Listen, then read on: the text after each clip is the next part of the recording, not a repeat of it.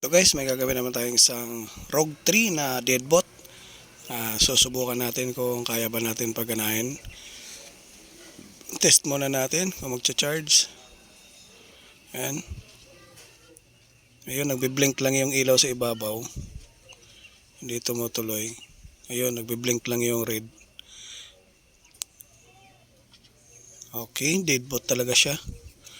So, ang error ng ganito, kadalasan, ay madalas na bumibigay sa CPU. Kaya ang gagawin natin, i-re-reball natin yung CPU niya. Babakbakin muna natin yung mga gilid, yung pinaka back case niya. Yan. Medyo makunat yung ganito guys. Matigas yung pinakatakip niya. Kaya dinaanan natin ng hot air para mabilis natin matanggal. Yun lang naman talaga ang mga problema sa ganito. Hindi natin pwede biglayin dahil masilan yung back case niya, baka pwede mabasag. Yan. Lagyan natin ng pampalambot. Yan. Hudson reducer. Medyo matigas to guys. Kaya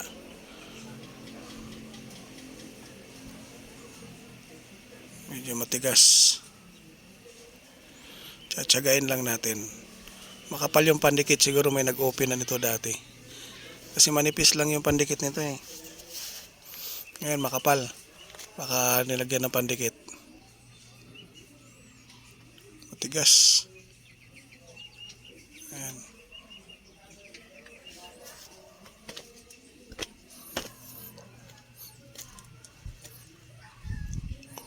Ang kagandahan nito guys, basta sariwa na hindi pa siya nagalaw, malaking chance talaga na nabubuhay natin basta hindi pa nagalaw ng iba. Minsan kasi pag nagalaw na ng iba, tsambahan na lang na nagagawa din. Yan. Ayan, nabuksan na nga siya guys, so may nagtanggal na. Napakapal yung makapal na yung pandikit. Ayan.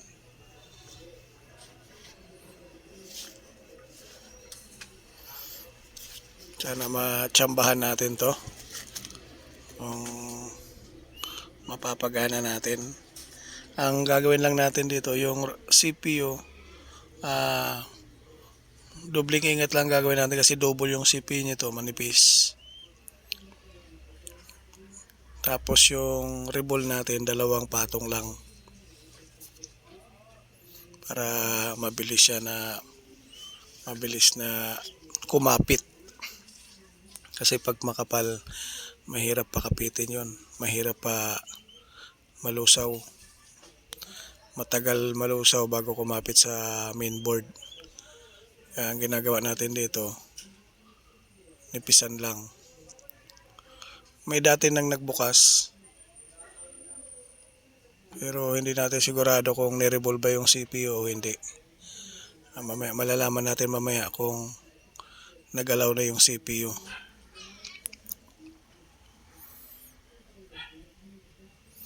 Yan.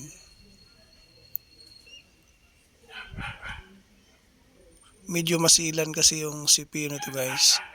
Kailangan talaga pag nag-repol ka dito, maingat na maingat.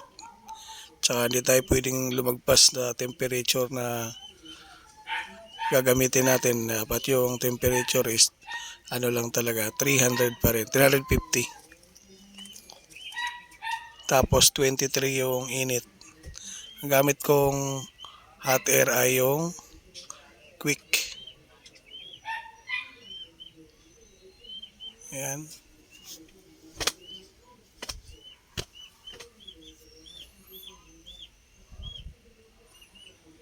Ayan, may tape pa pala sa ibabaw.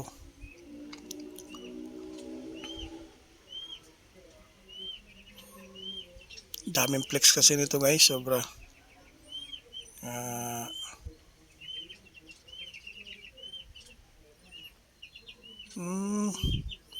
Nilagyan ng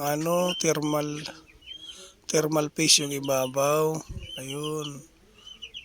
Nilagyan ng kinapalan ng thermal paste. Pero kahit lagyan kasi natin ng thermal paste, hindi pa rin yan mabubuhay hanggat hindi natin na rebol.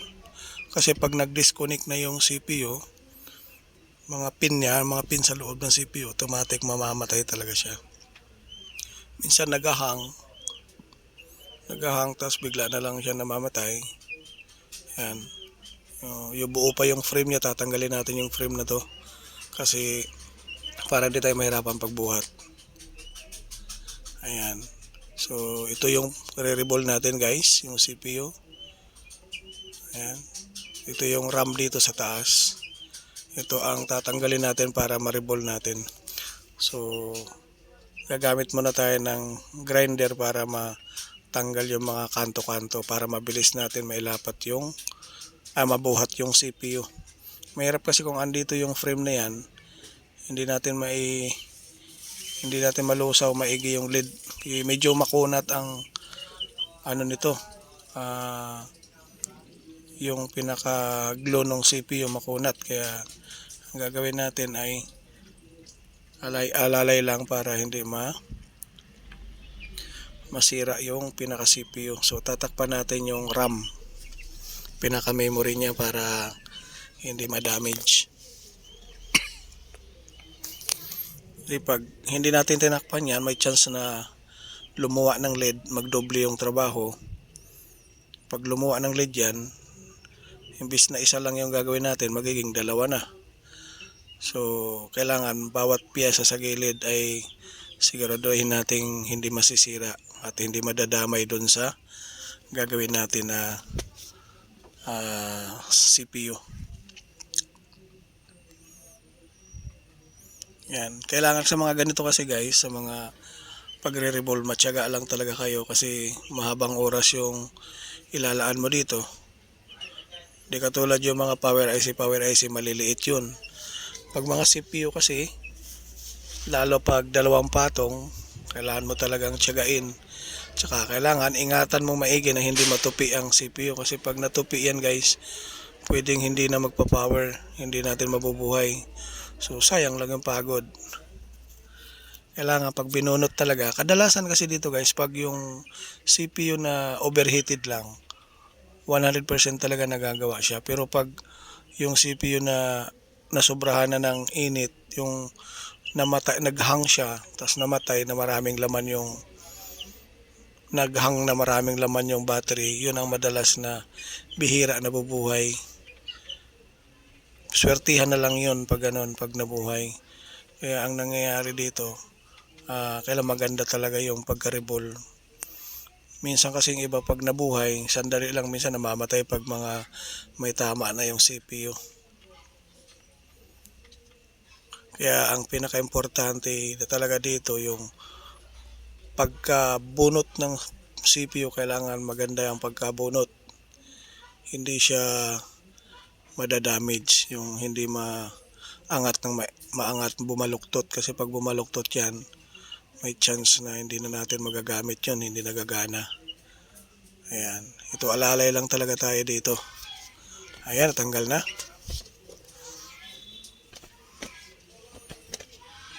Ayan. Medyo matagal dito guys yung paglinis. Ayan. Alalay lang sa paglinis.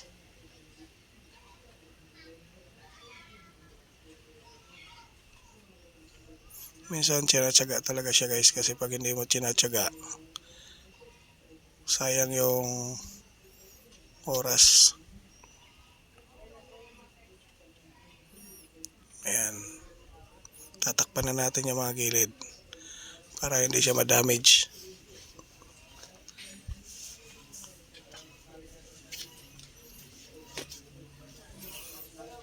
Mag-uubos tayo ng oras dito kasi kailangan mapagana natin to guys.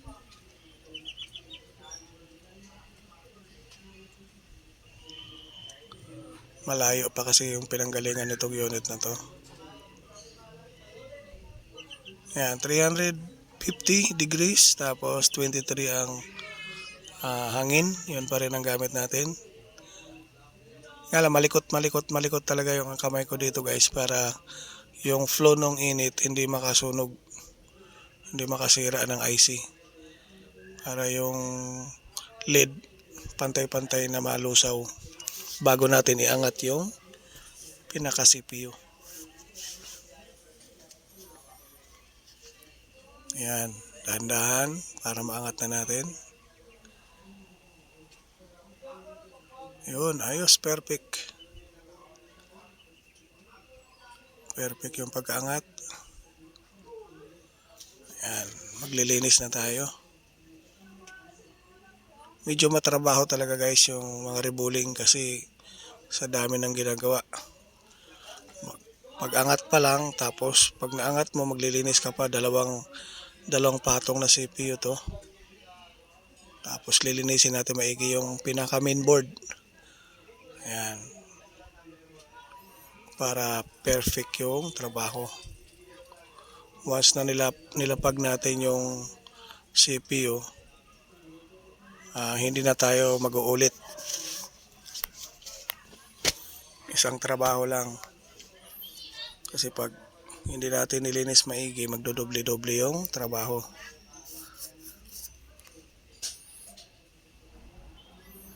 Yan. Ayan, malinis na guys. Ayan, malinis na.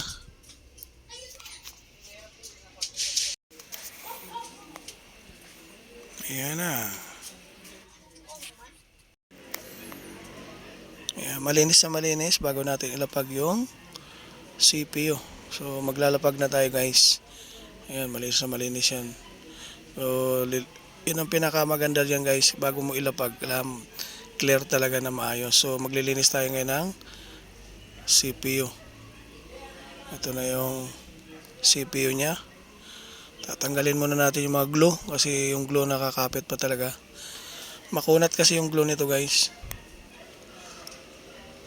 Sa mga pa lang, mga baguhan, tsagain nyo lang, talaga mahirap talaga ang mag-revolve.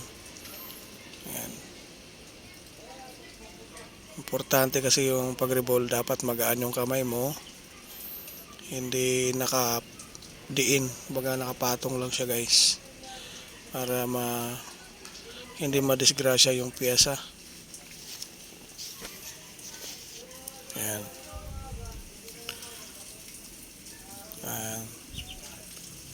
Nilalagyan natin ng flux para lumambot kaagad.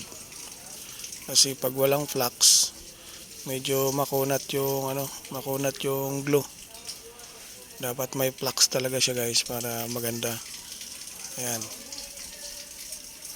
Yun lang naman sekreto dito.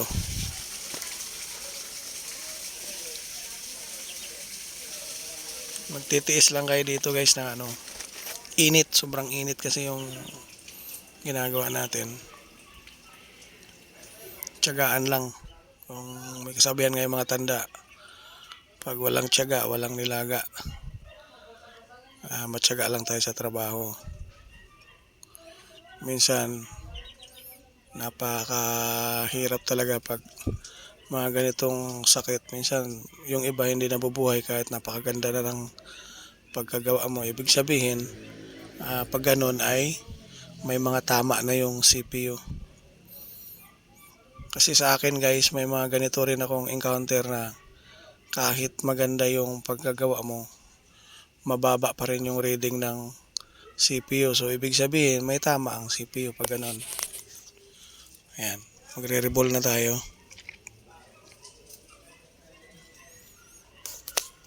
Dalawang patong lang yung gagawin natin dito.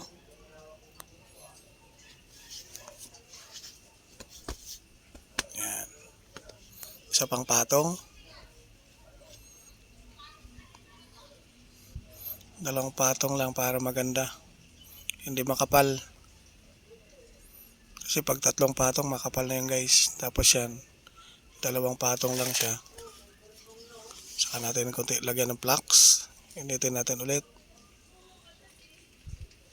Ayan. Saka yung isa ulit guys, ganun din gagawin natin. Dalawang patong lang din to, yung sa ibabaw. Ay, sa pinakailalim ito guys, yung pinaka nakadikit sa mainboard. Medyo matagal-tagal ako hindi naka-upload, gawa ng na busy. May mga ginagawa pa ako na dapat ayusin, kaya yung mga video hindi na upload. Ayan.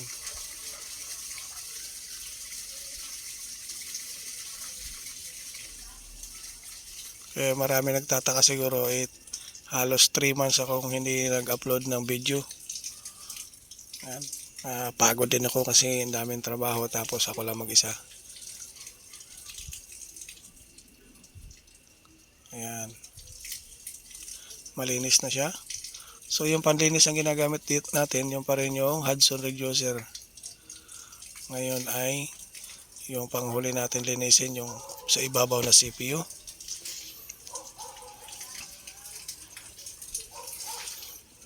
Ayos, malinis. Saka na natin ilalapag sa mainboard.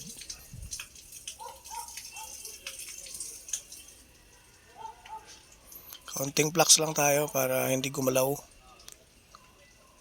Mabasa lang siya ng kaunti para yung lid, pag natamaan ng flux, automatic kakapit sa PCB board. Yan. Kasi pag naglagay ka ng CPU tapos makapal yung flux, hindi mo ma-control, gagalaw at gagalaw yun, pupunta sa ibang direksyon. Yan. Kaunti lang yung nilagay natin ng flux. Saka tayo magdadagdag pag kumapit na.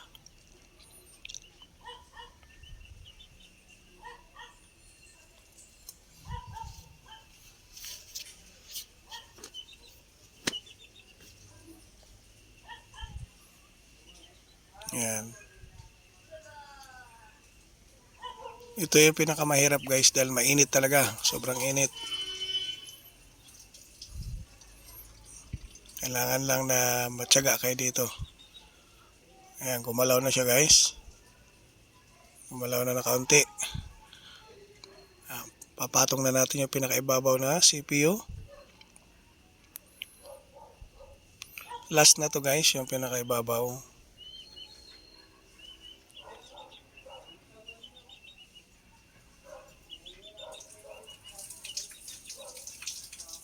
Ayan.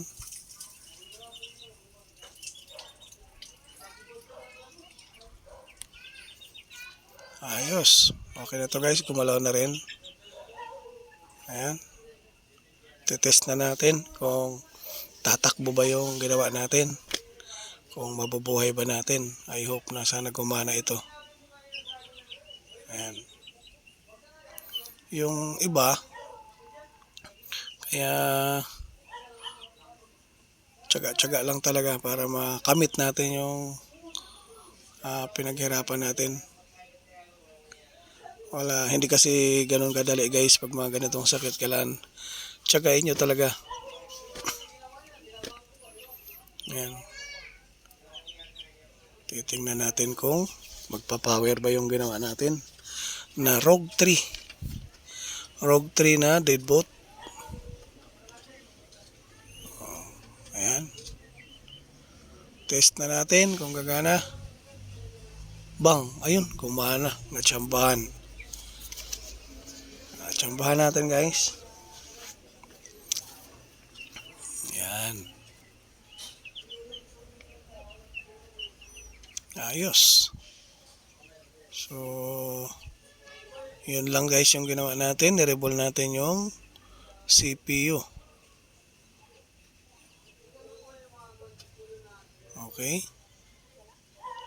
Okay, nag-open. May password nga lang. So I hope na makatulong ulit ito guys sa mga kapwa ko technician. See you in the next video ulit guys. Kung bago ka sa channel ko, pa-like na lang, pa-subscribe. Salamat.